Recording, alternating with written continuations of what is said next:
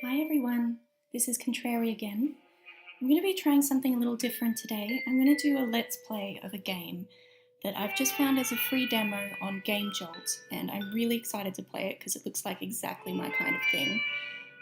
It's a noir detective story, a narrative-driven game.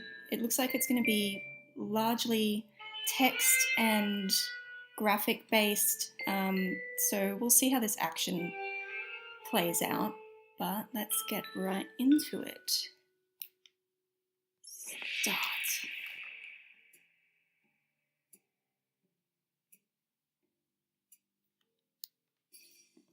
I awoke in my desk chair.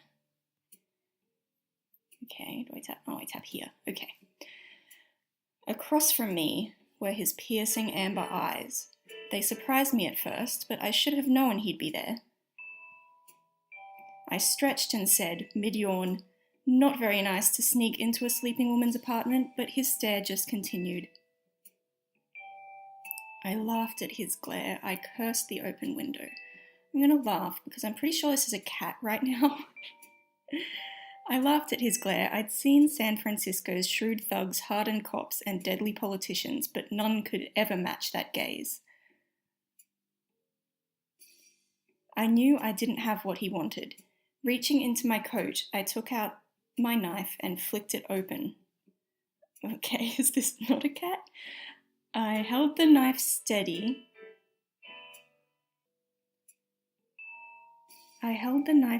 While staring back at him. Look, I said, nodding towards the desk. That's all there is. Take it or leave it. But a detective knows when she's beat, and I knew then. He wanted to search the place, and that's what he would do. I sighed, knowing my weakness for his type. All right, I said. Let's look. It is the cat. He let out a gleeful meow in victory. I cut a piece of my apple that the cat had rejected. Always the sore winner, I jabbed. But I was smiling too, because I was telling the truth. There was absolutely no other food in my apartment. The cat often dropped by to scavenge. He made a lot of noise when he thought I was holding out on him. But right now the place was clean empty, no food anywhere. I had to prove it to him. Okay, well now we can investigate these things. Let's tap the cat. The cat had waltzed into my apartment a few years earlier. He kept coming back, though there was rarely a morsel to eat.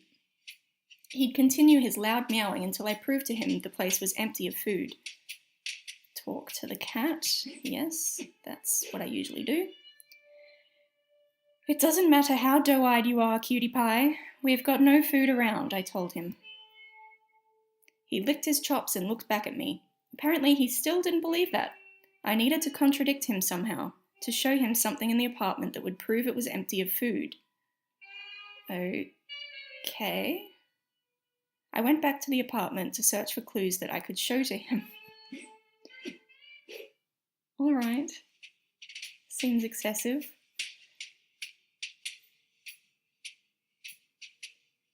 This book. What is this book? Open. Can I not read it? Oh, there we go. My old notebook, now filled to the brim. I wrote everything down, even the minor details. Never know what can be useful. The first half had my old cases, the second half had my current. Well, let's start at the beginning. Details from the beats I used to walk in my policewoman days. Of course, policewomen were forbidden from going on patrol, but Lewis excuse me, I can't talk right now. But Lewis often overlooked that rule. Okay. Well, how do I get out of here now? Tap, tap.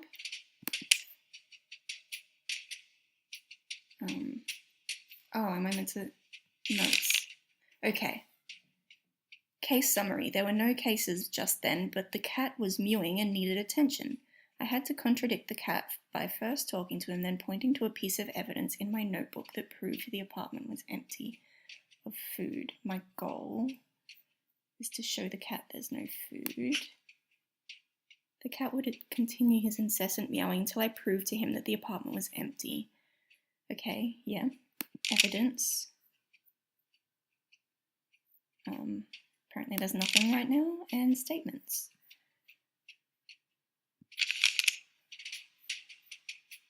Okay, but I want my new cases. How do I view my new cases?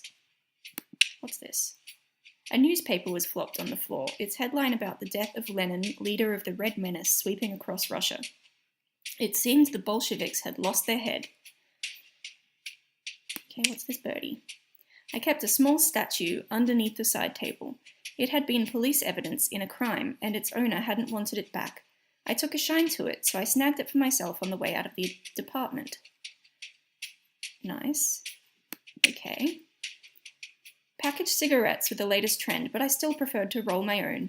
The ashtray was evidence that it was a practiced skill. I suppose I had a lot of free time back then. Lamp. That lamp had belonged to my Uncle Lewis. He'd been an SFPD officer, one who argued policewomen could be good detectives even while others jeered at me. I knew he'd been right, but my current workload didn't help that claim. I thought about Lewis. What happened to Lewis? I thought about Lewis more often than I wanted. I was lousy at handling the emotions behind these thoughts. Something bad happened to Lewis. Obviously. What's this? A big stack of something. I had taken copies of old murder cases from the SFPD records when I'd left. I loved reading through them, even though my own contributions were minimal. At that time, I longed for those types of jobs. The truth was, any work was hard to find for a female detective. You got this, girl. You can do it. Is there anything else I can do?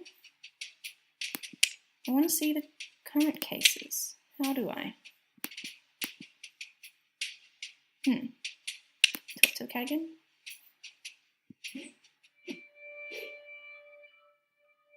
Yes. He licked his chops and looked at me. Yep. Contradict.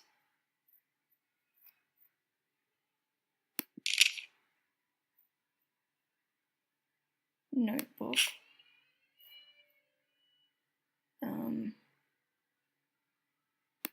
I don't know. You see, the notebook's inedible, I said.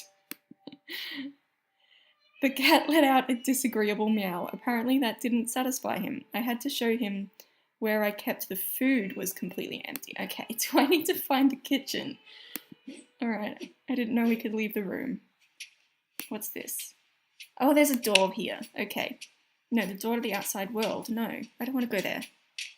I want to stay cloistered in my apartment, please. If I left now, though, the cat would start wailing so loud I'd get complaints from the neighbours. No, he needed convincing before I could leave. Well, where would I keep the food?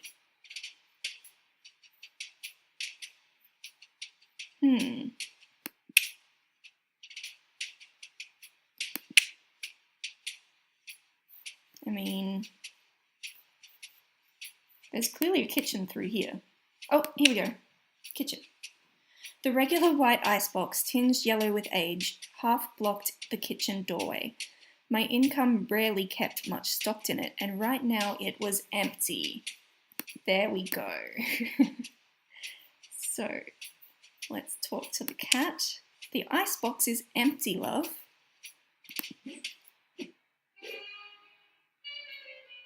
No food around.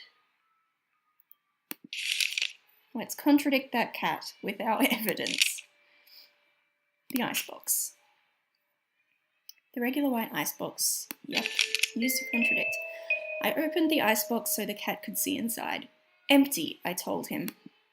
I'm hungry too. The cat looked quizzically at the open door, then back at me. Sorry, fella, there's no grub in there for me either. Yeah. Like I said, I'm hungry. He stared at me with eyes as disappointed as I felt. Those big yellows always got to my soul. Thoughts of my family filled my head. My sister, my parents, but never mind. Let's think about my sister. My sister Muriel had sent a letter with an update of her life in Chicago. She and her husband had just purchased a new home outside the bluster of the city. Their 3 young children were looking forward to the move. I'd never told Muriel, but those letters I mostly ignored kept me going. No, I love my sister. Hearing about my family, however remote, helped me cope with the isolation I was feeling. I'd refused to accept it myself back then, but perhaps Muriel had known anyway. My sister had the ordinary lifestyle that I had rejected. I'd wanted to change the world to save myself. I'd wanted to save myself from the monotony of traditional marriage to prove that a woman could do more than her child-rearing duty. Not that I was helping advance that cause with the types of cases coming my way. My mind spiraled into the usual series of questions. Had I ever impacted the women's movement? Had I made any change on society at all? Was my plodding career worth losing traditional happiness? What was the point of the life I had chosen? Okay, this is bleak. A loud meow from the cat snapped my thoughts back into the moment. I took a deep breath and grinned back at him. Guess you can scram now, I said. Nobody's gonna come knocking with food for you, fella. Oh, but someone came a-knocking. There immediately came a banging on the front door. Beyond a nuisance, this cat was psychic too. You order out? I asked him. Let's open the door. In the doorway was the regrettably familiar face of Connor Green. I stared at him. I looked past him. His company churned my stomach. I don't like his grin. It looks like he's smirking at me, so I don't like this guy. It might have been his bergamot perfume, which hung around my nostrils like a lingering unwanted guest, or that sordid smile which was forever plastered on his face. I like bergamot, so I'm going to say it's that stupid grin. He stared at me through the doorway with a coy smile. Well, ain't you going to invite me inside? I started closing the door. But he stuck a foot to stop me. Hey now, he Hey now. Oh my God. Hey now, he What is the matter with me? I started closing the door, but he stuck out a foot to stop me. Hey now, he chided. Foul way to treat a customer, Malone. So that was his angle, hiring me as a detective. I wondered what a bootlegger would need with a private eye, but he answered without my prompt. I'll make this quick. I can't take this to the hog house, or the pigs would laugh me out, and the other dicks just aren't as tempting. Excuse me? His grin whitened. Thought this was going to be quick, I said as I started rolling a cigarette. It wasn't quick, and I'd already rolled and lighted a second smoke when Green finally finished his story. I noted the important bits in my book.